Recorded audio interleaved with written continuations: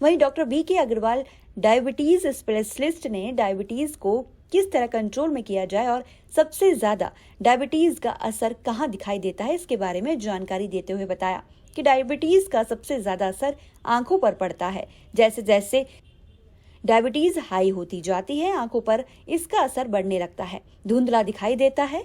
Diabetes को check करते रहना चाहिए, वरना बीमारी और बढ़ने का खतरा बना रहता है। आगरा के लिए फारूक खान की रिपोर्ट।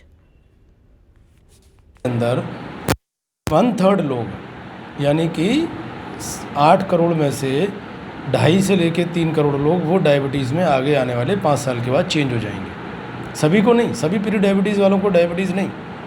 तो ये संख्या दिन पे दिन डायबिटीज़ के मरीजों की बढ़ती जा रही है। अब बात आती है जो आपने सवाल पूछा कि कैटरेक्ट वाला। देखिए, डायबिटीज़ में आईज़ में बहुत सारे चेंजेस आते हैं, आँखों को नुकसान होता है, जिसको कि एक तो बोलते हैं डायबिटीज़ रेटिनोपैथी।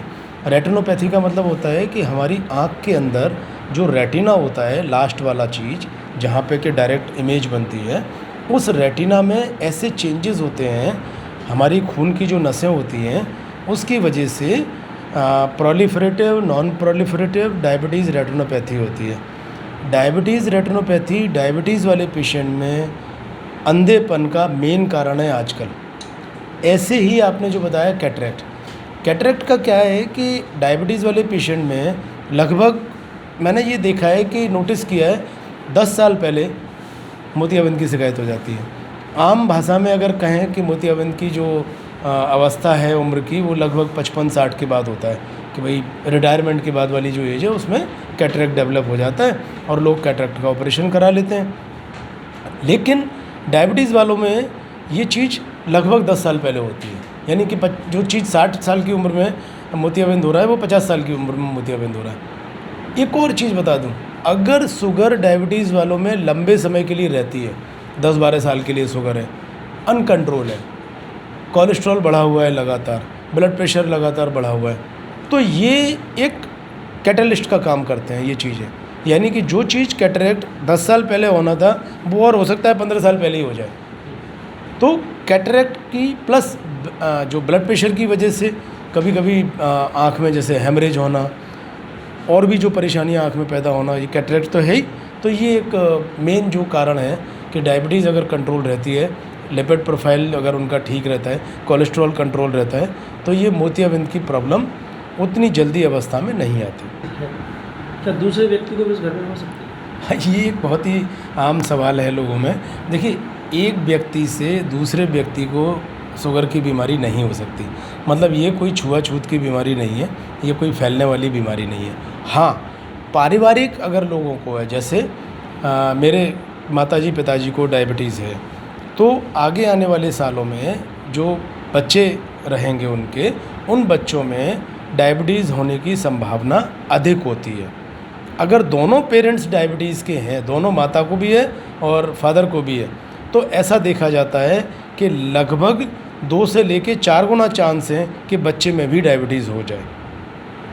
अगर वजन ज़्यादा है उस बच्चे का, जैसे 13-14 साल की उम्र है, वजन ज़्यादा है, खान पान खराब है, तो उनको डायबिटीज़ होने की संभावना उनके बच्चों को ज़्यादा होती है।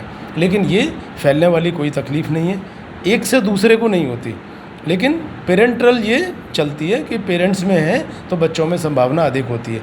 बचाव इसका एक ही है कि भाई अगर हम स्टार्टिंग से अगर बच्चों में एक खाने पीने की जो प्रवृत्ति है, जो आजकल process food, fast food, high carb food, high fat food, तो ये जितने भी खाने पीने की वस्तु है, अगर हम स्टार्टिंग से बच्चे में ऐसा डेवलप करें कि उनका वेट नहीं बढ़ने दें, खाने पीने में हाई कैलोरी फूड नहीं देने, प्लस एक्सरसाइज, बच्चों को साइकिलिंग, जॉगिंग, जिस टाइप की भी एक्सरसाइज हम चाहें उस टाइप की एक्सरसाइज कराएं, तो उससे इसकी जल्दी होने की संभावना कम हो जाती है।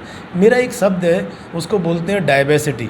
डायबेसिटी का मतलब होता है डायबिटीज़ प्लस ओबेसिटी, मोटापा। अगर ये दोनों चीज़ें हैं तो मैंने कई बच्चे ऐसे देखे हैं जिनको 13-14 साल के अंदर वो डायबिटीज़ होती है जो डायबिटीज़ 50 साल वाले को होती है। आजकल ऐसा देखा जा रहा है कि जितने भी स्कूल का कई मैंने जो सर्वे देखे हैं, कई वो देखे हैं, तो उसमें जो अच्छे जो कॉन्वेंट एजुकेटेड स्कूल्स हैं तो उसमें ये देखा गया है कि लगभग 15 से लेके 25% बच्चे ओबेसिटी के शिकार हैं, मोटापे के।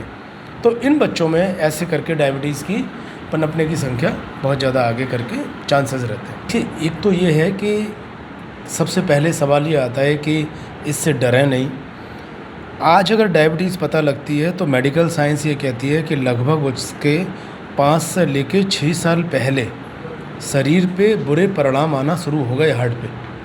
आज पता लगा 5 से 6 साल पहले। तो एक तो ये डायबिटीज़ का जो टेस्ट है, ये चीज़ मैं ये देखता था जो आप सवाल कह रहे हो कि कतराते हैं, ये था लगभग आज से 5-6 साल पहले। मैं नहीं देखता, अब तो लोग स्वतः ही करा के शुगर की जांच लाते हैं कि सब हमने खाली पेट करा ली, भरे पेट करा ली, पेशाब में चींटी लग रही थी या उनको पेशाब बार बार आ रहा था या वजन गिर रहा था तो हमने खुद ही करा ली। डरे नहीं, डरने की ज़रूरत नहीं, लोग अब खुद ही कराने लगे हैं। तो शुगर की जांच को किस किस को कराना चाहिए? अगर वजन गिर रहा है, माताजी पिताजी को डायबिटीज़ की शिकायत है उनके परिवार में, अगर ऐसा लग रहा है कि पेशाब ज़्यादा जा रहे हैं, कमज़ोरी हो रही है, आँखों की रोशनी पे कुछ फ़र्क आ रहा है, कोई जख्म हो रहा है ऐसा शरीर में कि जो भर नहीं रहा है, पेशाब के रास्ते कोई ऐसा सफ़ेद सफ़ेद जम जाता है, पेशाब के रास्ते कुछ लालपन और खुजलीपन आता है जिसको बेलोनोपोस्थाइटिस बोलते हैं, तो ये एक ऐसे अलार्मिंग साइन है कि अगर आपको ऐसा लगता है तो आप शुगर की जांच अपनी करा लें। शुगर का लेवल 125 से ऊपर है तो खाली पेट तो कह देते हैं डायबिटीज़ है, और खाने के 2 घंटे बाद का अगर 200 से ऊपर है तो कह देते हैं कि डायबिटीज़ है। प्लस स्पेशली लेडीज़ में अगर उनको पिछली प्रेगनेंसी के टाइम पे डायबिटीज़ थी तो वो जल्दी जल्दी अपना 3-3 महीने पे टेस्ट करा लें। अब बात आती है कि इतनी बड़ी जनता है, इतनी बड़ी पॉपुलेशन है, क्या सभी का शुगर होना चाहिए? तो उसका जवाब ये है कि नहीं, सभी का नहीं, लेकिन हाँ जो हाई रिस्क वाले ग्रुप हैं उनको अपना शुगर का लेवल टेस्ट होना चाहिए।